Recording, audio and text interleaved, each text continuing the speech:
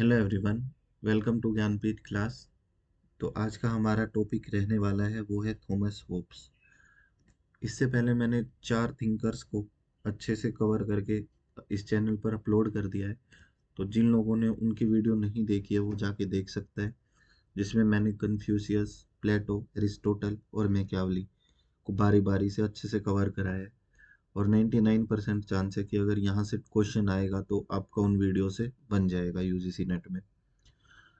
इसी के साथ जिन लोगों ने चैनल को सब्सक्राइब नहीं किया है वो चैनल को सब्सक्राइब कर लें।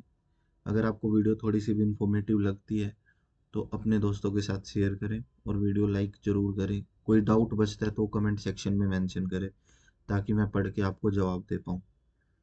तो जो थॉमस होब्स थे उनका जन्म 1588 में हुआ था और उनकी जो डेथ है वो 1679 में हुई थी। एग्जामिनेशन में ये टाइम पीरियड नहीं पूछा जाता है, लेकिन एक टाइम पीरियड से हमें ये आइडिया हो जाता है कि उस टाइम पे कंटेम्प्रेरी सिचुएशंस थी वो क्या थी। अब जो थॉमस होब्स थे वो 16th सेंचुरी के पॉलिटिकल थिंकर थे, 17th सेंचुरी के पॉलिटिकल थिंकर थे। अब 17th सेंचुरी का मतलब हो गया, जैसा हमें सबको पता है कि सेंचुरी के जो ईयर होते हैं, जोन सी भी सेंचुरी दे रखी है उससे 1 ईयर बैक में हम पढ़ते हैं। 17th सेंचुरी दे रखी है तो इसमें 1600 से लेके 1700 के बीच में जो ईयर होंगे वो क्या होंगे, 17th सेंचुरी के ईयर। तो इन्हें 17th सेंचुरी के फिलोसफर इसलिए बोला जाता है क्योंकि 1588 से 1600 के बीच में 12 साल का डिफरेंस है। तो उस टाइम पर तो ये बच्चा था, लेकिन 1600 के बाद इन्होंने क्या किया, अपने पॉलिटिकल थॉट देना शुरू किए। इसमें आइडियाज का जो डेवलपमेंट था इनके माइंड में शुरू हुआ। तो इसलिए इन्हें English philosopher of 17th century बोला जाता है। इन्होंने एक पॉलिटिकल थॉट को नए तरीके से, किस तरीके से देखा जाए, उसको एक न्यू डायरेक्शन प्रोवाइड की। ठीक है। He so the political change in his time period and concluded that for safety of the human civilization we need a strong form of government। तो बेसिकली जिस टाइम पे मैंने आपको एक बात बताई थी कि कोई भी थिंकर उसके पॉलिटिकल आइडियाज कैसे हैं, ये हमें पता चलता है कि उसका बेस आइडिया क्या रहा है। और वो बेस आइडिया कहाँ से निकल के आता है, वो निकल के आता है उस टाइम पे जो सिचुएशंस थी, जिन्हें हम कंटेम्प्रेरी सिचुएशंस बोल देते हैं, वो क्या थी। तो जिस टाइम पे थॉमस होब्स बड़े हो रहे थे उस टाइम पे पॉलिटिकल चेंज हो रहे थे। ठीक है, पॉलिटिकल चेंज हो रहे थे। तो उस टाइम को पॉलिटिकल चेंजेस जो भी हो रहे थे उस टाइम की सारी सिचुएशन को एनालाइज करके होब्स ने बोला कि अगर हमें मानव सभ्यता को, ह्यूमन सिविलाइजेशन को अगर बचा के रखना है तो हमें एक स्ट्रॉन्ग फॉर्म ऑफ गवर्नमेंट चाहिए। ये बात करते हैं थॉमस होब्स। उनके मेन इशू क्या रहते हैं जिन पर वो ध्यान देते हैं। इम्फेसिस होता है जोर देना। जोर देना मतलब मतलब जिन पे फोकस करना। तो जो उन्होंने मेजरली फोकस किया है वो किया है पीस पर, यानी शांति पर, ऑर्डर पर, किस तरह से ऑर्डर होना चाहिए, सिक्योरिटी किस तरह से मेंटेन की जा सकती है, कोमोडियस लाइफ का मतलब है लग्जरी लाइफ, ठीक है, good life, and a powerful sovereign. Powerful sovereign का मतलब यहाँ पे है कि एक अथॉरिटी, एक पावरफुल अथॉरिटी। ठीक है। अब सोवरेन का मतलब होता है संप्रभुता। ठीक है, एक पावरफुल अथॉरिटी होनी चाहिए जो अपने फैसले खुद ले सके। ठीक है। तो उस तरह की बात करते हैं कौन, Thomas Hobbes. He was one of the chief exponents of the social contract theory. अब जैसा कि हम सब जानते हैं ये एग्जामिनेशन पॉइंट ऑफ व्यू से इम्पोर्टेंट बन जाते हैं। कभी कभार एग्जामिनर का मूड अगर अच्छा है तो इस तरह के क्वेश्चन भी डाल देता है कि who was the propounder of social contract theory. तो सबसे पहले इन्होंने सोशल कॉन्ट्रैक्ट थ्योरी दी थी। अब ये सोशल कॉन्ट्रैक्ट थ्योरी क्या थी वो मैं आगे बताऊंगा। Karl Marx acknowledge him as father of all of us. तो कार्ल मार्क्स ने उन्हें सबके पिता के रूप में स्वीकार किया है, थॉमस होब्स को। ठीक है। तो ये कार्ल मार्क्स की स्टेटमेंट है, ये भी आ सकती है। तो अब हम बात कर लेते हैं कंटेम्प्रेरी सिचुएशंस की। जो भी चीजें थी, जो भी सर्कमस्टेंसेस थे जिनसे थॉमस होब्स इन्फ्लुएंस हुए, जो जो लोग थे जिनसे वो इन्फ्लुएंस हुए। In 1618, he was recruited into an aristocratic family of William Lord Cavendish as a tutor and later became a secretary। इसका मतलब है कि 1618 में एक एरिस्टोक्रेटिक फैमिली थी ठीक है। उस एरिस्टोक्रेटिक फैमिली में इन्हें एज ए ट्यूटर हायर किया गया था। वो विलियम लॉर्ड की फैमिली थी, विलियम लॉर्ड कैवेंडिश की, जहाँ पर वो ट्यूट करते थे यानी टीचिंग करते थे। उसके बाद उन्हें वहाँ का सेक्रेटरी भी बना दिया गया। ठीक है, सेक्रेटरी होता है, सचिव बना दिया गया। तो यहाँ से क्या हुआ, इनके जीवन पर क्या प्रभाव पड़ा इस सिचुएशन से। यहाँ से इन्हें समझ आया कि एरिस्टोक्रेटिक फैमिली का क्या रहन सहन होता है। ठीक है, तो एरिस्टोक्रेटिक फैमिली का जब उन्हें रहन सहन समझ आया, तो उनको पता चला कैसे उनकी वर्किंग होती है, क्या उनके सोचने का तरीका है, और वो उनसे बहुत इंस्पायर हुआ। ठीक है। He was strong supporter of absolute monarchy and for to revolutionary. ठीक है, वो अब ये बात क्या है, ये बहुत इंपॉर्टेंट पॉइंट है, वो एब्सोल्यूट मोनार्की की बात करता था। ठीक है। अब जो ये एब्सोल्यूट मोनार्की है, इसका क्या मतलब है। जैसे मोनार्की का मतलब हो गया हमारा राजतंत्र, और एब्सोल्यूट का मतलब हो गया पूर्ण रूप से। अब यानी सारी की सारी पावर्स राजा के पास हो। ठीक है। तो इस तरीके के ये फॉर्म ऑफ गवर्नमेंट में बिलीव करता था। जैसे इसने पहले भी बताया अपने व्यूज में कि अगर हमें ह्यूमन सिविलाइजेशन को सेफ रखना है तो एक स्ट्रॉन्ग फॉर्म ऑफ गवर्नमेंट की बात इसने की है। तो वही एब्सोल्यूट मोनार्की का मतलब है एक राजतंत्र, एक राजा जिसके पास सारी शक्तियां होंगी। इसके अलावा फो होता है शत्रु, एनिमी।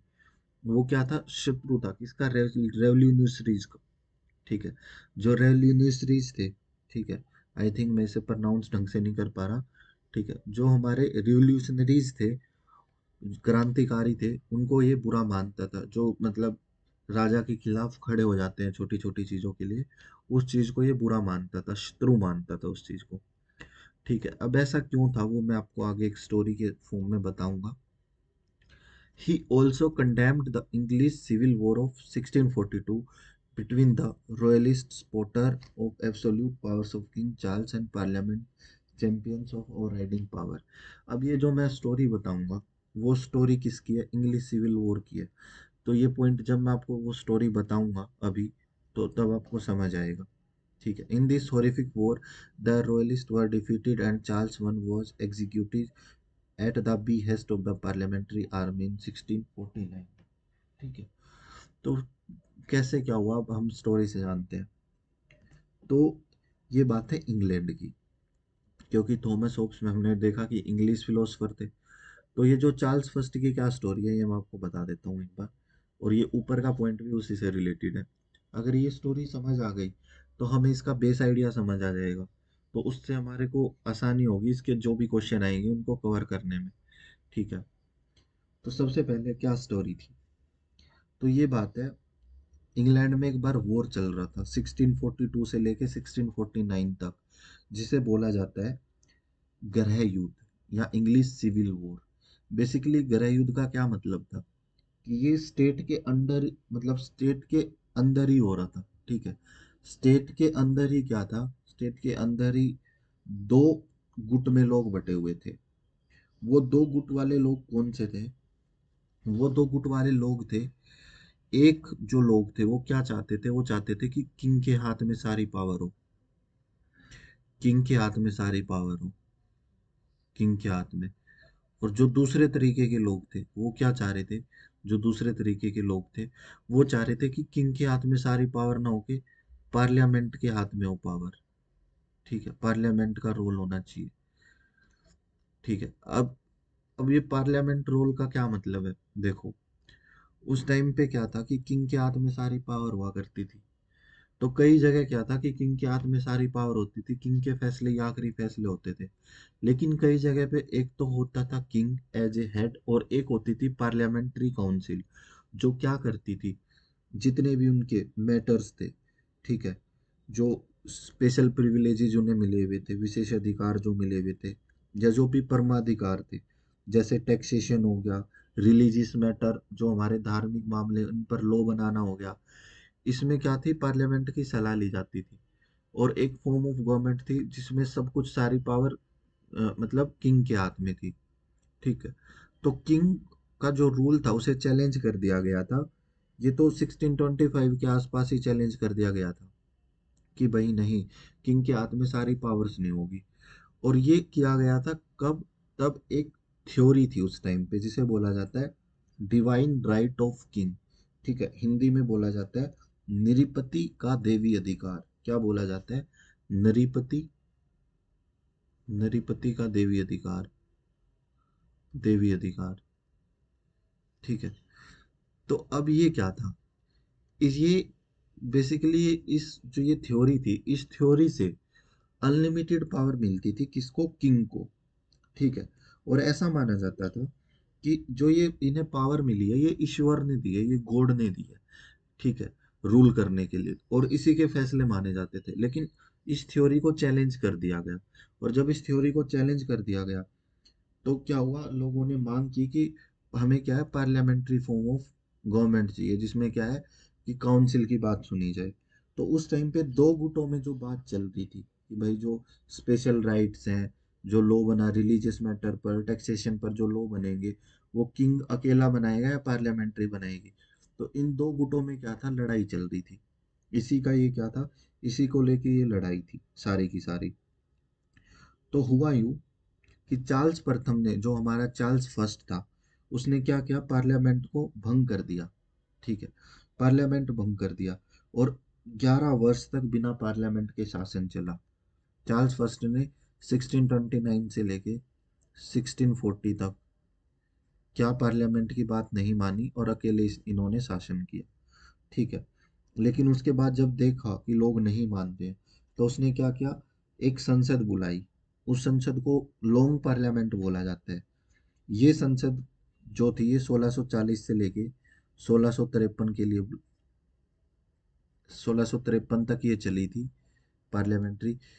इसलिए इसे बोला जाता है लॉन्गेस्ट पार्लियामेंट। ये क्वेश्चन आ जाता है पेपर में, किसी भी फॉर्म में पूछ लेगा, टाइम भी पूछ सकता है। लॉन्गेस्ट पार्लियामेंट बोला जाता है। तो क्या हुआ, ये जो वॉर था ना, वॉर का टाइम तो था 1642 से 1649। अब वही वॉर पे ही आएंगे। अब वॉर का क्या हुआ, उससे पहले कुछ डाटा है जो मैं आपको बता रहा हूँ। उस डाटे में सबसे इम्पोर्टेंट है कि एक तो हमारा जो लॉन्गेस्ट पार्लियामेंट 1640 से लेके 1653 तक जो चला था। ठीक है, उसके अलावा ये हमें समझना है कि लॉन्ग पार्लियामेंट 1640 से 1640 नहीं, 1642 से लेके 11 साल लॉन्ग, मतलब जो 11 साल का टाइम पीरियड था ना 1629 से 1640 तक का, इसमें तो ये तो चला था विदाउट पार्लियामेंट। लेकिन 1640 में क्या हुआ था, इसने चार्ल्स फर्स्ट ने क्या हुआ था, पार्लियामेंट को दोबारा बुला लिया था।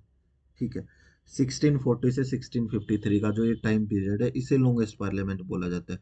तो ये जो ये वाला टाइम पीरियड है 1640 से 1653 का, ये इंपॉर्टेंट है हमारे लिए। इससे क्वेश्चन आया है पेपर में पहले, इसलिए मैं इस पर फोकस कर रहा हूँ। तो ये सारी चीजें हो रही थी उस टाइम पे। तो लॉन्गेस्ट पार्लियामेंट बुला लिया, लेकिन उसके बाद भी क्या किया इन्होंने, चार्ल्स फर्स्ट ने 1642 में 5 सदस्य थे, जो 5 मेंबर थे मेन। ठीक है, उनको क्या किया, 5 सदस्य थे जो पार्लियामेंट के थे मेन, उनको क्या किया, गिरफ्तार कर लिया। ठीक है, तो उनको जब इन्होंने गिरफ्तार कर लिया, तो उसकी गिरफ्तारी के बाद क्या हुआ, उसकी गिरफ्तारी के बाद जो पार्लियामेंट फॉर्म ऑफ गवर्नमेंट चाहते थे लोग, ठीक है, कि भाई पार्लियामेंट के हाथ में पावर होनी चाहिए, उन्होंने बहुत बड़ा क्या किया, रेवोल्यूशन कर दिया चार्ल्स फर्स्ट के खिलाफ। ठीक है, और उसको चार्ल्स फर्स्ट को क्या है, पोजीशन से भी हटा दिया, और इसको चार्ल्स फर्स्ट का क्या है, चार्ल्स फर्स्ट की हत्या भी कर दी गई। ठीक है, चार्ल्स फर्स्ट को लॉन्ग पार्लियामेंट ने अधिकार दे दिया था किसका, कि भाई अब इसे प्राण दंड मिलेगा चार्ल्स फर्स्ट को। ठीक है, उसके बाद उसके बाद आते हैं ओलिवर क्रोमवेल।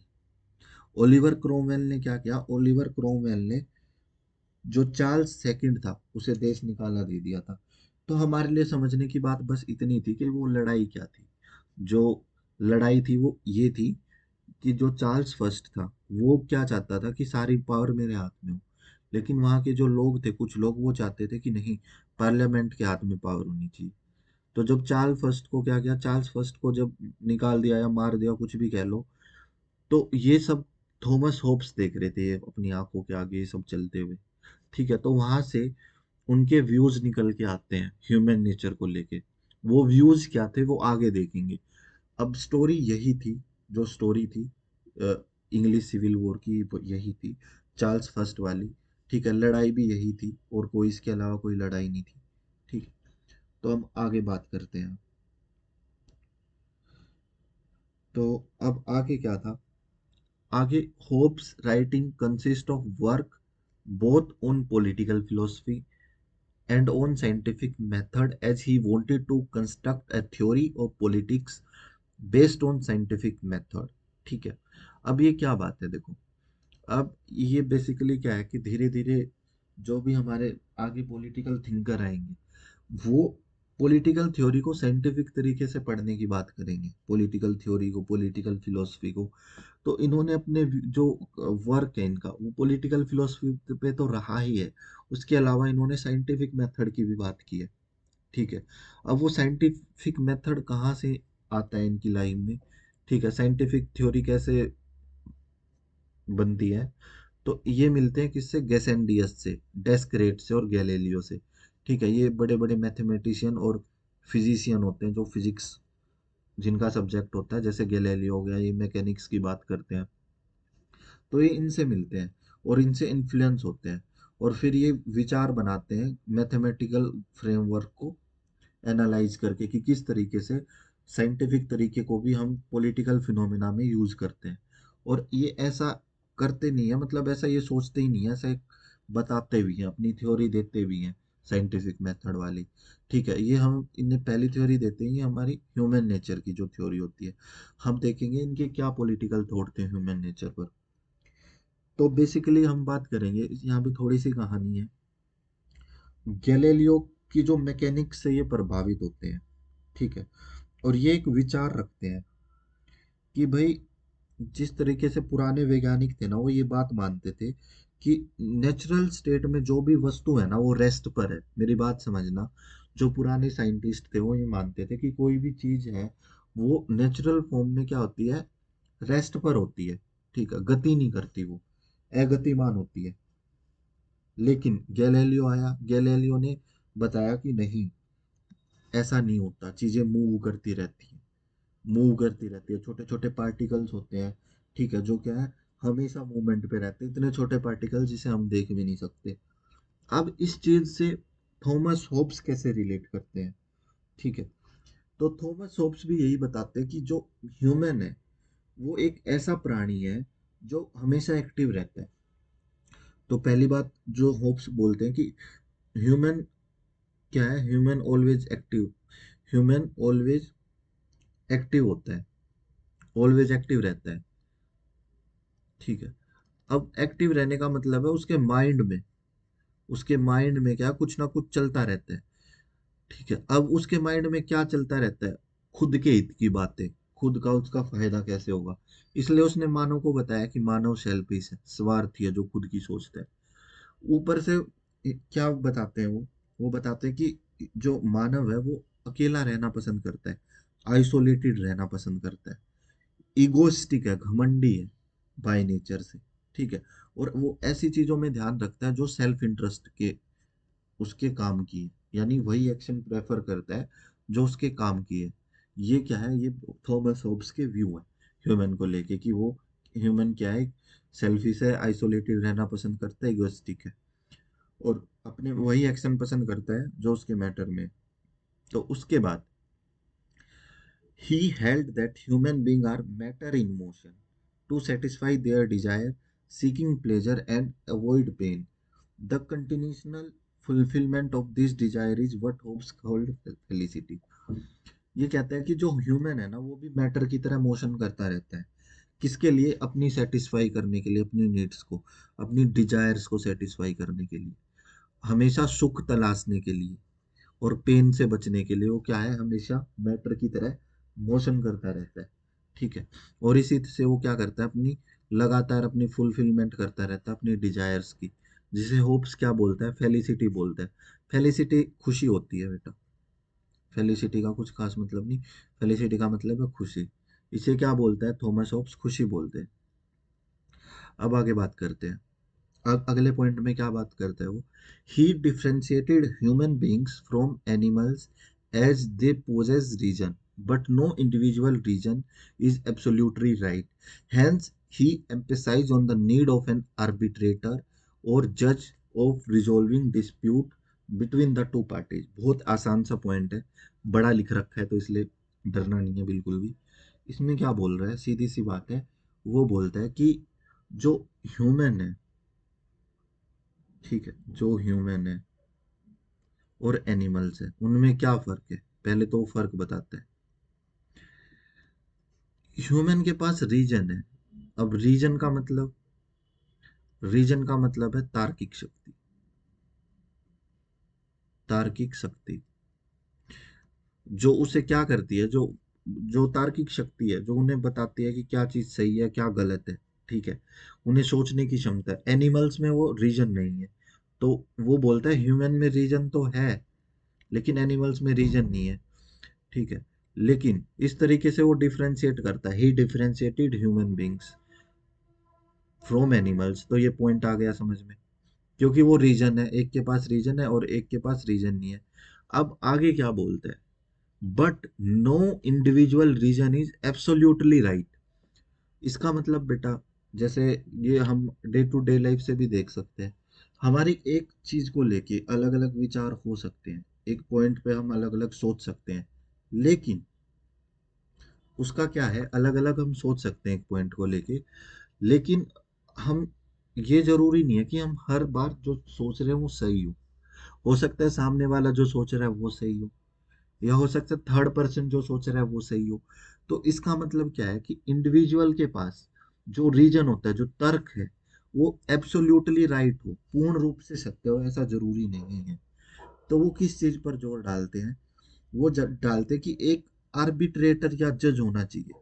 आर्बिट्रेटर और जज का मतलब क्या होता है बेटा, आर्बिट्रेटर का मतलब होता है जो मध्य में, मध्यांतर, जो फैसला सुनाएगा। दोनों पार्ट, अगर दो पार्टी आपस में लड़ रही है तो उनके जो बीच सुलझाटा करवाता है ना, उसे बोलते हैं आर्बिट्रेटर, जो उनके मैटर को सुलझाए।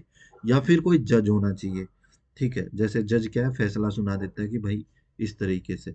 तो इस तरीके की वो बात करता है कि कोई होना चाहिए, इसलिए इस जरूरत है, ठीक है।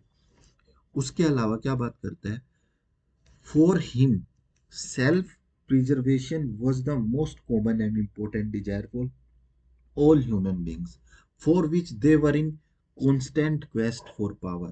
ठीक है, इसका मतलब क्या है बेटा, कि जो ह्यूमन है ना, वो सबसे पहले आत्म संरक्षण की बात करते हैं, ठीक है। वो क्या चाहते हैं कि सबसे पहले वो जिंदा कैसे रहें, अपने आप की जान कैसे बचाई जाए, उन चीज पर उनका जोर ज्यादा रहता है, ठीक है।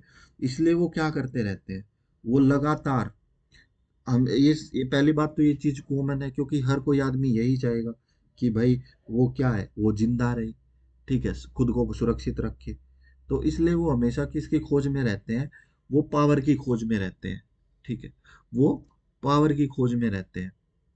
क्वेस्ट फॉर पावर का मतलब है पावर की खोज में, कॉन्स्टेंट का मतलब लगातार, ठीक है। क्योंकि क्या है, ये इंपॉर्टेंट डिजायर है, ये भी तो एक इच्छा ही है, डिजायर ही है ये भी, हम सुरक्षित रहें। इसलिए एक स्टेटमेंट है बेटा, ये पिछले साल पूछी गई है, 2020 में पूछी गई थी। Therefore life is nothing but perpetual and restless desire and pursuit for power according to Hobbes. ठीक है, कि जो पावर है, बेसिकली लाइफ जो है, जीवन जो है, वो लगातार, लगातार और रेस्टलेस एक डिजायर है, किसको, पावर को पाने की, होप्स के अकॉर्डिंग। ये स्टेटमेंट मैंने इसलिए स्टार मार्क कर दी थी, क्योंकि ये पहले पूछी जा चुकी है, दोबारा भी पूछ सकता है। तो ये पढ़ लेना, life is nothing but perpetual and restless desire and pursuit for power according to Hobbes. तो ये तो इसकी बात थी किसकी, ह्यूमन नेचर की, कि ह्यूमन नेचर में कैसा होता है और क्या ह्यूमन नेचर में, क्या एक ह्यूमन को जरूरत है, ये भी इसने बात की है। आर्बिट्रेटर की और जज की एक ह्यूमन को जरूरत है। उसके अलावा सबसे मोस्ट कॉमन डिजायर क्या है, सेल्फ प्रिजर्वेशन। ये दो तीन बातें करता है आसान सी, ठीक है। और अब इसका जो ये नेचर है, ये जो निकल के आता है कि ये सेल्फिश, आइसोलेटेड और इगोइस्टिक है, ये क्यों करता है ये सारी बातें, ये बातें इसलिए करता है वो, क्योंकि उसने जो गृह युद्ध देखा था ना, उसने देखा कि यहाँ तो यार अपने ही लोगों ने राजा को मरवा दिया। चार्ल्स जो फर्स्ट थे, चार्ल्स फर्स्ट थे, उनको मरवा दिया था ना। तो कुछ लोग थे जो revolutionary parliament form of government जो चाहते थे वही कर रहे थे रेवोल्यूशन। तो इसलिए वो रेवोल्यूशनरीज को पसंद नहीं करता। इसलिए वो क्या है, इंसान को सेल्फिश मानता है कि वो जरूरत पड़ने पर अपने ही राजा का खून करवा सकते हैं। ठीक है। अब हम बात करते हैं कि स्टेट ऑफ नेचर। ठीक है। जो नेचर है, जो प्रकृति है, वो किस अवस्था में है। ठीक है। The state of nature represent the interaction between human being when there was no civil law, state और पॉलिटिकल अथॉरिटी। तो ये उस नेचर की बात करते हैं जिसमें ह्यूमन बीइंग के बीच में ना तो कोई सिविल लॉ था, ना कोई स्टेट था, या कोई भी पॉलिटिकल अथॉरिटी नहीं थी। ठीक है। जो पहले नेचर में, मतलब नेचर का मतलब हो गया, ये उस स्टेट की बात कर रहे हैं नेचर की जिस टाइम पे कोई रूलर नहीं था। जैसे स्टेट की और किंग की अलग अलग थ्योरी है ना। जैसे एक थ्योरी है कि भाई डिवाइन थ्योरी ऑफ स्टेट है। ठीक है। कि राज्य की उत्पत्ति डिवाइन से, मतलब देव, राज्य की उत्पत्ति का देवीय सिद्धांत है जिसे बोलते हैं। उसके अलावा डिवाइन थ्योरी ऑफ किंग भी है, राजा का क्या है, देवीय सिद्धांत। तो ये सारी चीजें तो इग्नोर कर दी गई थी। अब ये अपनी थ्योरी निकालने के लिए ये कुछ चीजें बताते हैं। ये सबसे पहले बात करते हैं स्टेट ऑफ नेचर की। ठीक है। कि वो जो पहले था, मतलब राजा बनने से पहले कैसी अवस्था थी नेचर की। उसमें कोई लॉ नहीं था, कोई स्टेट नहीं था, कोई पॉलिटिकल अथॉरिटी नहीं थी। होप्स के अकॉर्डिंग जो भी चीजें थी वहां पे क्या थी, वहां पे लोग स्ट्रगल करते रहते थे। ठीक है। कॉन्फ्लिक्ट, विवाद करते रहते थे, विवाद छोटी छोटी बातों पर, कॉन्स्टेंट वॉरफेयर, लगातार लड़ते रहते थे। ये सारी चीजें करते रहते थे। उसके अलावा जो माहौल था, टोटल इनसिक्योरिटी का माहौल था। टोटल इनसिक्योरिटी का पहले क्या था, माहौल था। उसके बाद कोई भी किसी की बात नहीं मानता था। इसलिए ये एक स्टेटमेंट देते हैं, man were free to take whatever and rob हुम एवर दे कुड। रोब का मतलब चुराना, एक तरीके से मतलब जो भी उनका मन करता था वही उनका, कोई रूल रेगुलेशन नहीं है। इनसिक्योरिटी है। ठीक है। क्या आपस में लड़ाई दंगे है, इस चीज का सिस्टम था, क्योंकि कोई लॉ तो था नहीं। ठीक है। अभी तो ये बात करते हैं कि उसमें कोई ऐसी अथॉरिटी नहीं थी बेसिकली जो उनको समझा सके, उनको गाइड कर सके, कोई कानून उन पर थोपे जा सके। उसके बाद ये बात करते हैं कि नेचर में कुछ लॉज हैं जो नेचर में स्टार्टिंग से ही प्रेजेंट तो थे, लेकिन उनको इन्फोर्स नहीं किया गया। इन्फोर्स नहीं किया गया तो क्या फायदा उनका, तो इसलिए हम ये सारी चीजें पढ़ते हैं। State of nature was state of absolute anarchy. पूर्ण रूप से एनार्की थी। एब्सोल्यूट का वर्ड जहां भी आ जाए, इसका मतलब पूरी तरीके से एनार्की। एनार्की मतलब अराजकता। अराजकता मतलब जब कोई रूल नहीं करता, सब लोग अपनी चला रहे हैं, आपस में लड़ रहे हैं, उसे अराजकता बोलते हैं। ठीक है। In the absence of law, law की एब्सेंस में। ठीक है। एक दूसरे पर लोग क्या करते रहते थे, अपना दबाव बनाते रहते थे। तो उस टाइम की जो सिचुएशन थी वो क्या थी, सोलिटरी पुअर थी, नेस्टी थी, ब्यूटीज थी, शॉर्ट थी। Every man was enemy to every man. ठीक है। हर आदमी एक दूसरे आदमी का दुश्मन था। ठीक है। तो बहुत बुरा हाल था वहां पे। गरीबी थी वहां पे। भद्दी बहुत, नेस्टी का मतलब भद्दा, ब्रूटिस का मतलब क्रूल। ठीक है। शॉर्ट का मतलब शॉर्ट टेम्पर्ड लोग थे, आपस में छोटी छोटी बातों पे लड़ते रहते थे। सोलिटरी का मतलब अकेले रहना पसंद करते थे। ठीक है। तो इस तरह का वहां पे सिस्टम था। Therefore, it was the need of self-preservation which created a sense of duty in the mind of human beings from the state. ठीक है।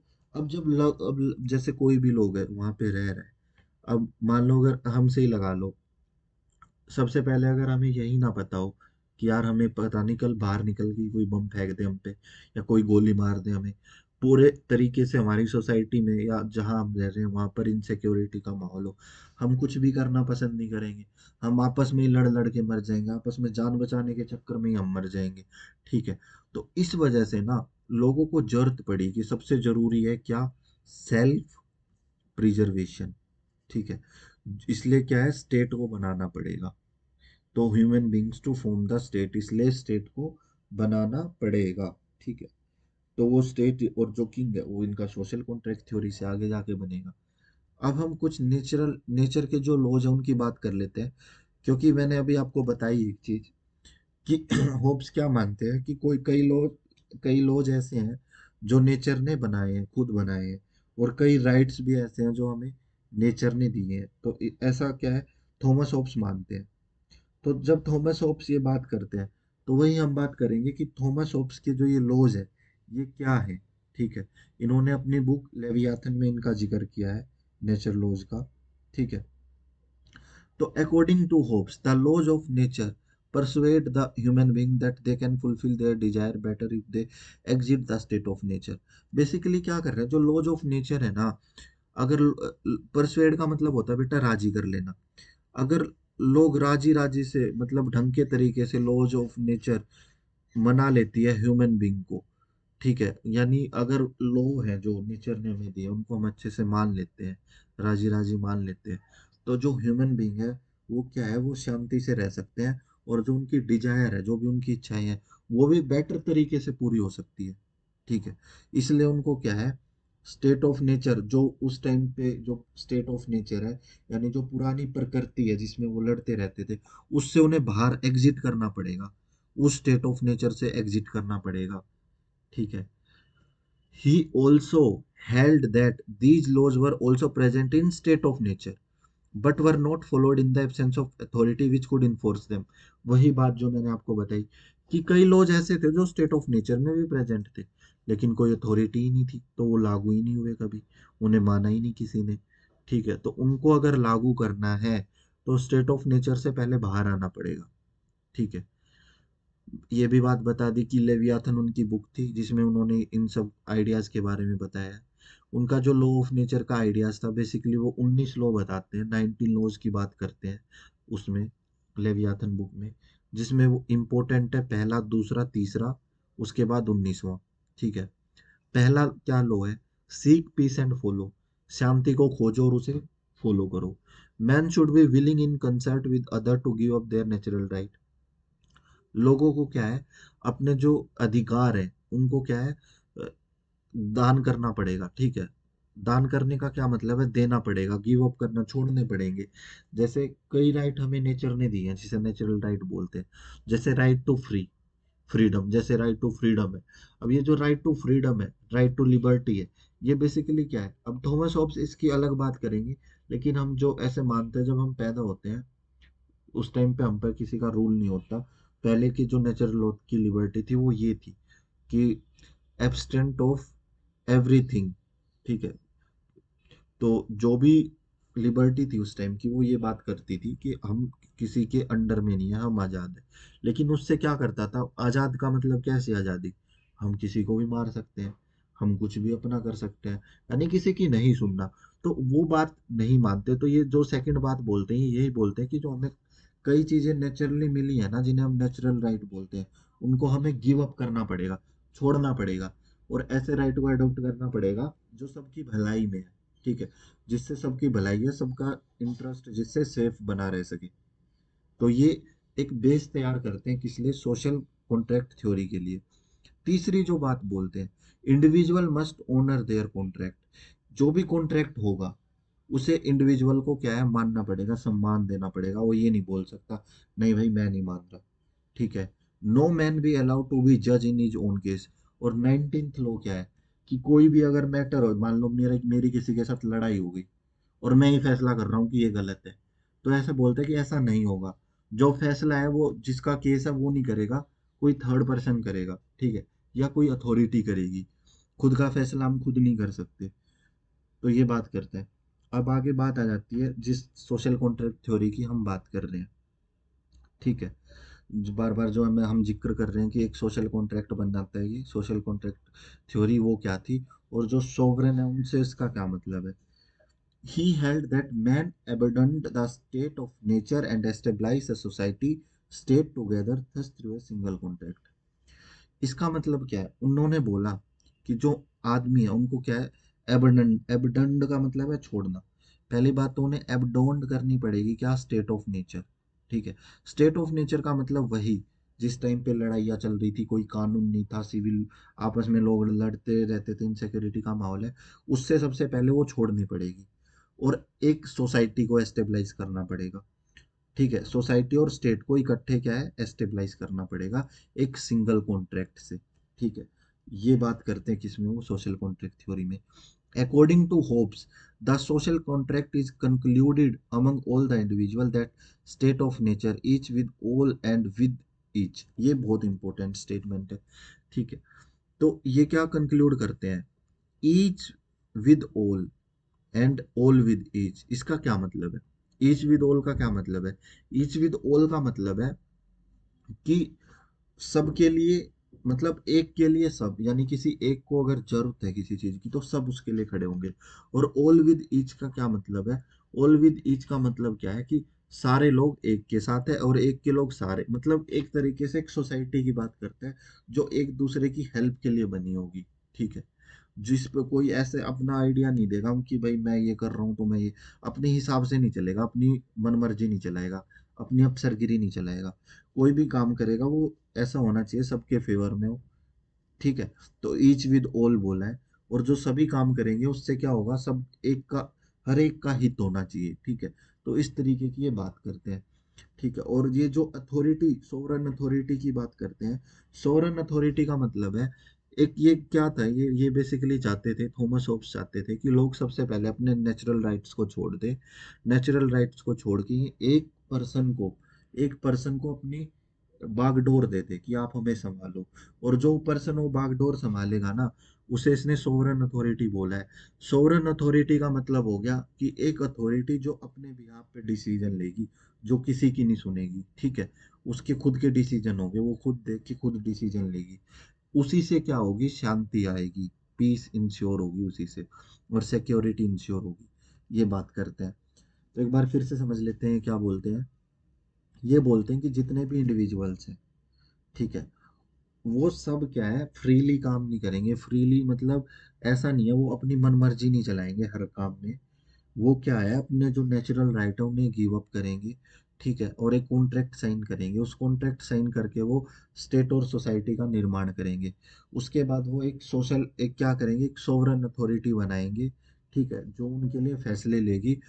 उसी से क्या, शांति और सुरक्षा की स्थापना होगी। ये बात करते हैं थॉमस होब्स। और थॉमस होब्स एक कॉन्ट्रैक्ट है जिसमें एग्जैक्टली यही स्टेटमेंट लिखी हुई है, I authorise and gave up my rights of governing myself to this man or the assembly of man on this condition that thou give up the right to him and authorise all his actions in like manner. तो ये statement किस लिए बोली जाती है? ये statement ही होती है जिस पे लोग साइन करते हैं। इस स्टेटमेंट को बोल के क्या है, एक तरीके से इसे शपथ बोल सकते हैं कि हम अपने नेचुरल राइट छोड़ते हैं, ठीक है। और हम कि एक इस पर्सन को हम पर रूल करने का, हमारे एक्शंस पर रूल करने का राइट देते हैं, ये हमें गवर्न करेगा, ठीक है। तो ये थी इसकी social contract theory. Hobbesian social contracts brought a sovereign into existence whose powers are undivided। sovereign का मतलब वही संप्रभुत्व, जिसकी जो पावर होगी वो कभी विभाजित नहीं होगी, अनडिवाइडेड होगी, अनलिमिटेड होगी, कोई लिमिट नहीं होगी, इनअलाइनेबल होगी, परमानेंट होगी, ठीक है। Because he was the creation of the will of the people. क्योंकि वो क्या है, वो जो सोवरन अथॉरिटी है, वो लोगों की इच्छा से बना है। लोगों ने, विल मतलब इच्छा, तो लोगों ने इच्छा की कि ऐसा होना चाहिए अपनी सिक्योरिटी के लिए, ठीक है। तो उसी की, लोगों की इच्छाओं से ही वो क्या है, जो अथॉरिटी है, वो चाहे वो किंग है या कोई पार्टी है, वो क्या है, आई है, ठीक है। तो वही क्या होगा, वही रूल बनाएगी, उसकी पावर अनडिवाइडेड होगी, अनलिमिटेड होगी, ठीक है। इनअलाइनेबल होगी, यानी इकलौता वो कोई फैसला सुना सकता है, उसे सबकी सूझबूझ की जरूरत नहीं है, परमानेंट होगी, ठीक है। तो ये बात करते हैं, the sovereign was the result of the contract. और इस सोशल कॉन्ट्रैक्ट थ्योरी का जो रिजल्ट था वही सोवरन ही था, एक ऐसी अथॉरिटी थी, ठीक है, जो इंडिविजुअल्स के लिए काम करेगी, ठीक है। और इंडिविजुअल्स क्या है, वो कोई जवाबदेह भी नहीं होगी, ठीक है। मतलब उसे ये हर चीज एक्सप्लेन करने की जरूरत नहीं है उसने क्यों की है, ठीक है। और उनका मेन क्या होगा, मेन वह यही होगा कि वो उनकी सिक्योरिटी इंश्योर करेगी। यही बात इसमें बता रखी है। All the nature right of man were surrendered to the sovereign forever and cannot be withdrawn, otherwise man would revert back to the state of nature। और क्या है, कोई भी जो अगर पहले जो नेचुरल राइट थे उस वो सरेंडर करने पड़ेंगे हमेशा के लिए। अगर कोई उन्हें वापस लेना चाहता है, ठीक है, कि भाई नहीं मुझे मेरे राइट वापस दो, तो फिर से उसमें चला जाएगा जिस अवस्था में पहले था, स्टेट ऑफ नेचर में, ठीक है, जिस टाइम पे झगड़े होते रहते थे। उसके अलावा होप्स क्या बोलता है, होप्स बात करता है कि वो लोगों को राइट नहीं है रिवोल्ट का, क्रांति का अधिकार नहीं है। वो क्यों नहीं है वो हमने बता दिया, ठीक है। तो वो जो अनलिमिटेड पॉलिटिकल ऑब्लिगेशन की बात करता है, यानी अनलिमिटेड पॉलिटिकल पावर की बात करता है वो, ठीक है, कि पॉलिटिकल पॉलिटिकल अथॉरिटी के खिलाफ लोग रेवोल्यूशन भी नहीं कर सकते, ठीक ठीक है। Moreover, he had postulated a single contract. So if the government overthrown, the society will disintegrate itself and people will get, क्योंकि वो ऐसा इसलिए करता है क्योंकि एक सिंगल कॉन्ट्रैक्ट ही बनाता है वो, ज्यादा सिंगल कॉन्ट्रैक्ट पे सबके हस्ताक्षर इसलिए कराता है क्योंकि जो गवर्नमेंट बनाई है अगर उसी के खिलाफ रिवोल्ट करके उसे ही बाहर फेंक दिया गया तो लोग फिर से डिसइंटीग्रेट हो जाएंगे और फिर से उसी स्टेट में चले जाएंगे, एनार्की और इनसिक्योरिटी वाली में। ये बात करते हैं, ये था उनका social contract. Social contract theory के प्रोपाउंडर थे, इतना याद रखना है। क्या था ये आपको समझ आ गया, पूछा जाता नहीं है इतना, ठीक है। तो ये बस समझ आना चाहिए कि लोग अपने नेचुरल राइट है वो क्या करते हैं, उनका त्याग करते हैं, बस उनका त्याग करके वो एक अपने ऊपर एक अथॉरिटी को चूज करते हैं जो उन पर रूल करेगी। अब बात आते हैं उनकी लिबर्टी की और सेल्फ प्रिजर्वेशन की, ठीक है। तो अब थॉमस होब्स की हम लिबर्टी को लेके भी कई क्या है थॉट पढ़ते हैं, हम पॉलिटिकल थ्योरी में भी पढ़ते हैं। तो वही चीजें हम एक बार देख लेते हैं कि आत्म संरक्षण और लिबर्टी के बारे में क्या बोलते हैं। बहुत आसान सी बातें बोलते हैं, ज्यादा दिमाग पर लोड देने की जरूरत है नहीं। Thomas Hobbes provided a modern understanding of liberty by defining it as the absence of external impediments to the motion, ठीक है। जो बाहरी समस्याएं हैं, जो बाहरी दिक्कतें हैं ना, ठीक है, जो बाहरी प्रॉब्लम्स है उनका एब्सेंस रहना, कि भाई तुम ये मत करो वो मत करो, उन चीजों का जो वो अगर इसमें लिबर्टी में वो अगर काम करने में अगर वो परेशान करती है, ठीक है, वो लिबर्टी नहीं है। बेसिकली क्या है, आसान भाषा में समझे तो, अगर मैं आपको पूरा ही बता देता हूँ सारे पॉइंट्स का क्या कंक्लूजन है ताकि वीडियो छोटी हो।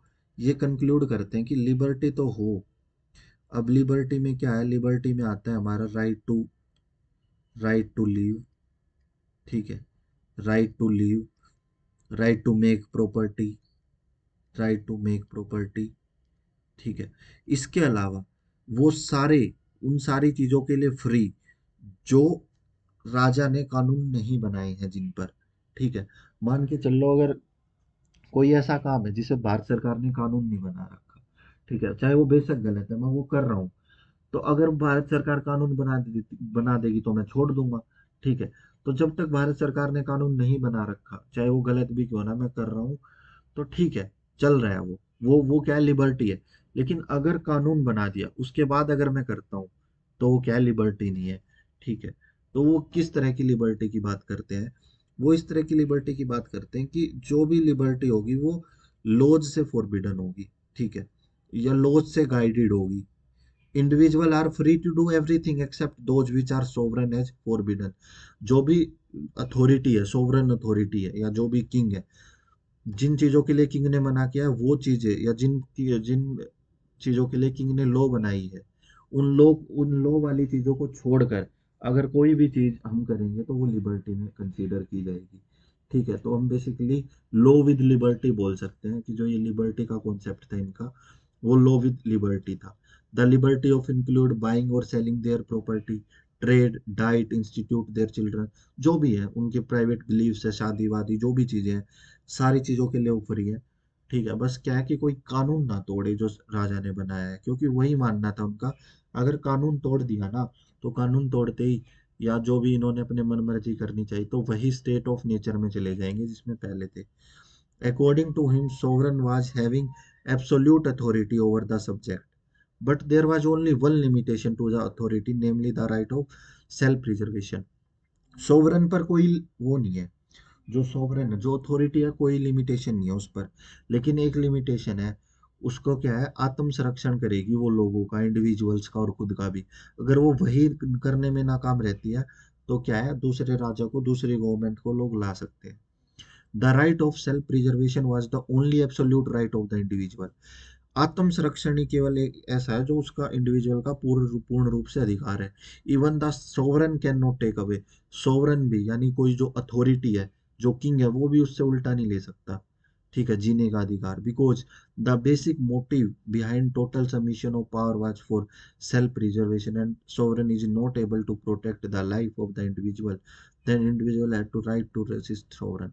तो वही बात है कि लोगों ने इन्हें बनाया ही किस लिए, कि इनकी सेल्फ प्रिजर्वेशन हो, आत्म संरक्षण हो सके।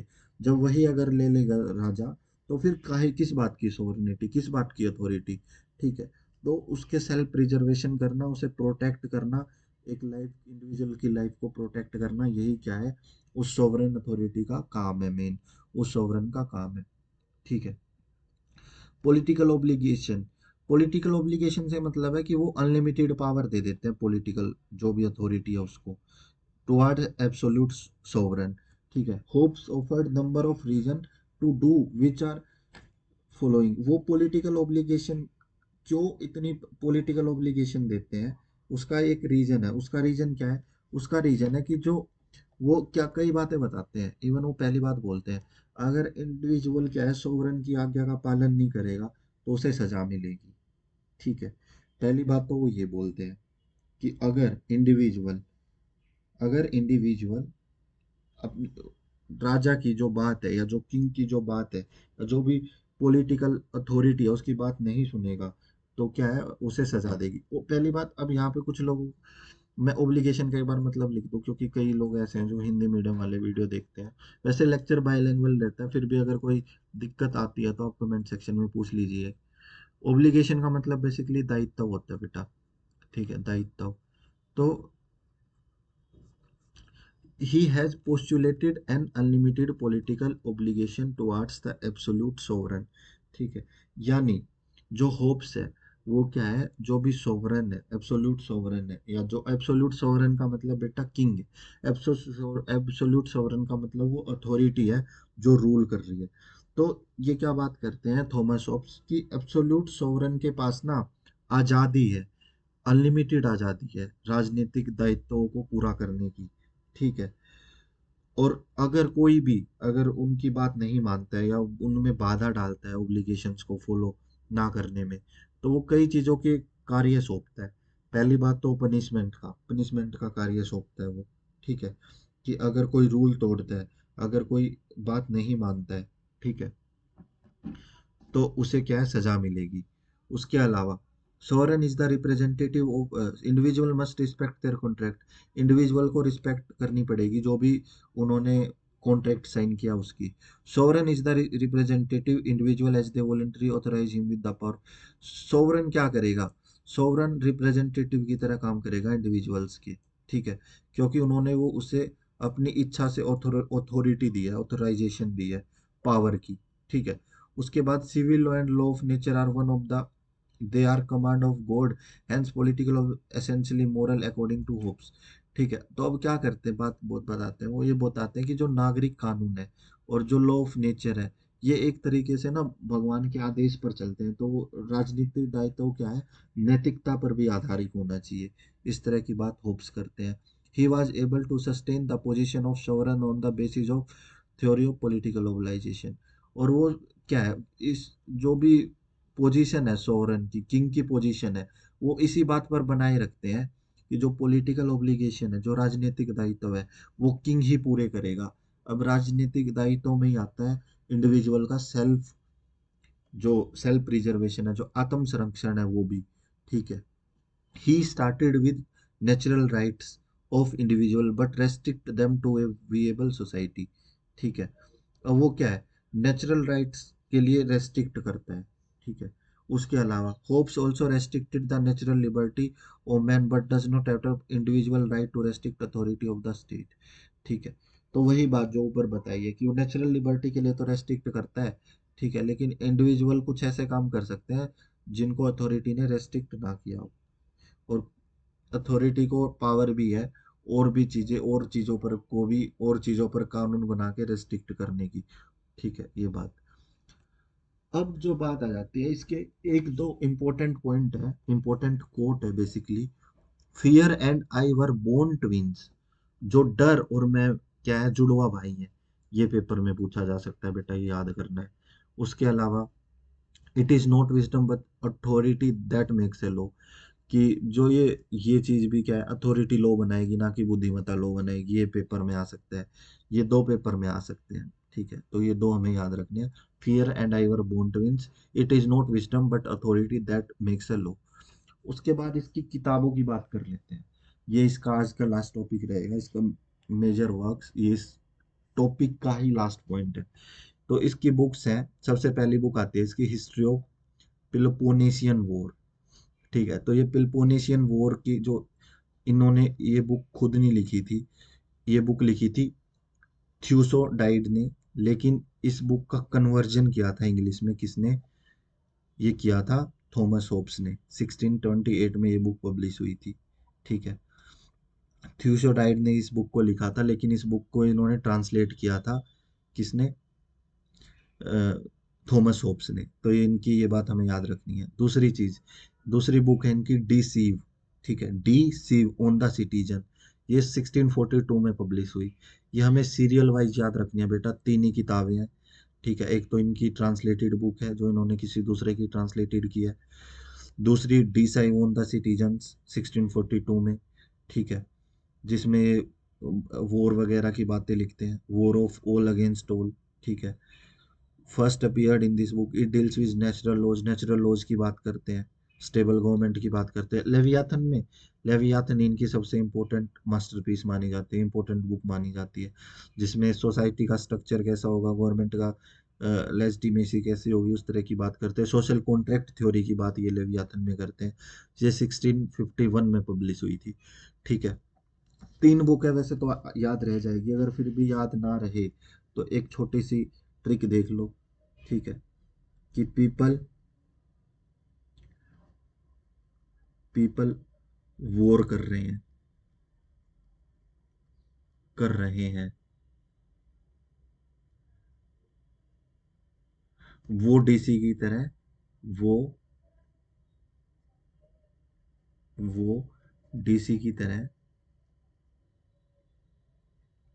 लेविस लाइफ जी रहा है, लेविस लाइफ जी रहा है, लेविस लाइफ जी रहा है।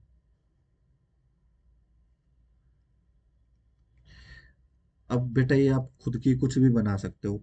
पीपल वॉर से पेल्पोनेशियन वॉर याद रखना है, पहली बुक। डीसी से डी साइवोन सिटीजन्स, ये बुक याद रखनी है इसकी। और लेविस, लेविस क्या होता है, लेविस लाइफ होती है ना, लग्जरी लाइफ। ठीक है, लेविस से इनकी बुक लेवियाथन याद रखनी है। ठीक है, लेवियाथन याद रखनी है। तो बस ट्रिक्स तो बस हम दिमाग को जो भी चीजें सिखाते हैं, सबकॉन्शियस माइंड में वही बैठने लगती है, जितनी बार चीजें हम रिपीट करते हैं। अगर आप सीधा भी रिपीट करोगे कि पहली पेल्पोनेशियन हिस्ट्री ऑफ वॉर, उसके बाद दूसरी DC on the life of citizen, तीसरी लेवियाथन, ऐसे भी याद हो जाएगी। अगर बार बार अगर बुक्स रिवाइज कर रहे हो तो एक लाइन याद कर लोगे, पीपल वॉर कर रहे हैं, वो डीसी की तरह लेविस लाइफ जी रहा है। तो उस तरीके से थोड़ा याद करने में आसानी हो जाती है, और ट्रिक्स कुछ नहीं होती। ठीक है, तो आज की वीडियो यहीं पे कंप्लीट करते हैं। अगर किसी को कुछ भी समझ ना आया हो तो वो पूछ ले, जो ये पीडीएफ है वीडियो से, ये अपना पढ़ ले। ठीक है, बाकी जो इम्पोर्टेंट जो है इसमें वो मैं एक बार और बता देता हूँ। इम्पोर्टेंट इसमें क्या है, एक तो कोट्स इम्पोर्टेंट है, एक वो जो स्टेटमेंट जो मैंने, एक तो कोट्स इम्पोर्टेंट है, एक जो स्टेटमेंट जो मैंने स्टार मार्क की थी वो इम्पोर्टेंट है। उसके अलावा बुक्स बहुत इम्पोर्टेंट है, बुक्स। ठीक है, और एक ह्यूमन नेचर पे कई बार क्वेश्चन आ जाता है कि ह्यूमन नेचर को कैसा माने। तो ये है क्वेश्चन, इनसे बहुत ज़्यादा मुश्किल नहीं बनते हैं, और बहुत ज़्यादा क्वेश्चन भी नहीं बनते हैं। ठीक है, क्योंकि पॉलिटिकल थॉट जो इसका है वो क्या है, वो बहुत ज़्यादा वाइड नहीं है। साइंटिफिक किस तरीके से बना वो मैंने आपको बता ही दिया, ये सारी चीज़ थी।